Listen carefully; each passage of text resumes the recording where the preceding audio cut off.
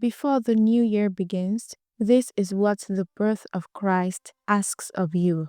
What if I told you the birth of Jesus isn't mainly about comfort, but about confrontation? Not confrontation in a loud, angry way, but the kind that sits quietly in your chest and won't let you scroll away. Because every year, right around now, we do the same thing. We pack away the nativity. We take down the light. We start talking about New Year, new goals. And somehow, the child who changed the world gets left behind in December. But before this year ends, before resolutions, planners, and fresh starts, the birth of Christ asks you something, not loudly, not forcefully, but clearly.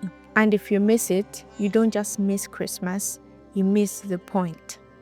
Let's slow down. Let's forget the noise, forget the cliches, because the question Jesus asks before the new year is not what most people think. 1. Christ is born and he doesn't improve your life, he interrupts it. We love a Jesus who inspires. We struggle with a Jesus who interrupts. Think about the first Christmas. Mary didn't get a vision board. Joseph didn't get clarity. The shepherds didn't get a 5-year plan. They got disruption, confusion, risk, sudden obedience. The birth of Christ asks you this: what part of your life are you protecting from me? The relationship you won't surrender, the habit you keep excusing, the sin you have renamed as personality. Because Jesus doesn't enter lives politely, he enters fully, and that's uncomfortable. If your faith never disrupts your plans, it may not be faith yet.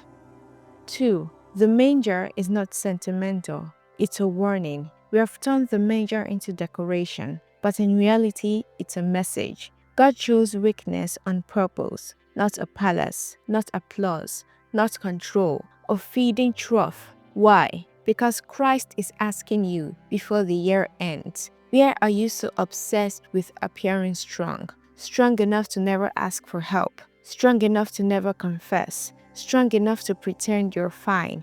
But the manger exposes the lie. God saves the world by becoming small. If humility makes you uncomfortable, Christmas should unsettle you. 3. Before the new year, Christ asks for honesty, not resolutions. Let's be real. Most New Year's resolutions are spiritual theater. We promise change without repentance. We want growth without surrender. But Jesus doesn't ask for a list. He asks for truth. Truth about your prayer life, truth about your anger, truth about the things you numb yourself with. Before the new year begins, Christ asks, will you finally stop lying to yourself? Not to shame you, but to heal you. God can work with honesty. He cannot work with pretending. 4. The shepherds teach us what most people refuse to do. Here's something we overlook. The shepherds were busy. They had responsibilities, jobs, excuses, and still they left immediately. No overthinking, no delays. And that's the question Christ asks of you. What are you delaying obedience for? The confession you keep postponing, the prayer you keep skipping, the forgiveness you keep rescheduling. Obedience delayed is obedience denied. And the shepherd understood something we forget. You don't meet Christ eventually. You meet him now.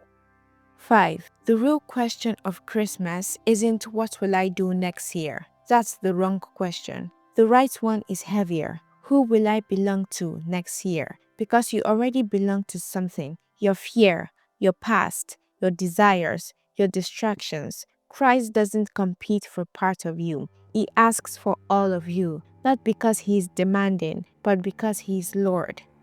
6. Christ is born, and he asks you to begin again, properly, not with hype, but with repentance, not with motivation, but with mercy. Before the new year begins, the birth of Christ asks you to return to prayer, even when it feels dry. Confess, even when it's uncomfortable. Forgive, even when it costs you pride. Trust, even when clarity is missing. This isn't about becoming perfect. It's about becoming available. God doesn't need your strength. He needs your yes. Let me be honest with you. Some of the hardest moments in my faith weren't when God was silent. They were when He was clear and I didn't want to listen. Christmas does that. It reminds you that God has already come close. The question is whether you stop running. So before the calendar flips, before the noise starts again, before life speeds up, sit with this. The birth of Christ is not asking for your excitement. It's asking for your surrender. Not someday, not next year, now. Because God has already moved toward you. The only unanswered question is whether you will finally move toward Him. God bless you.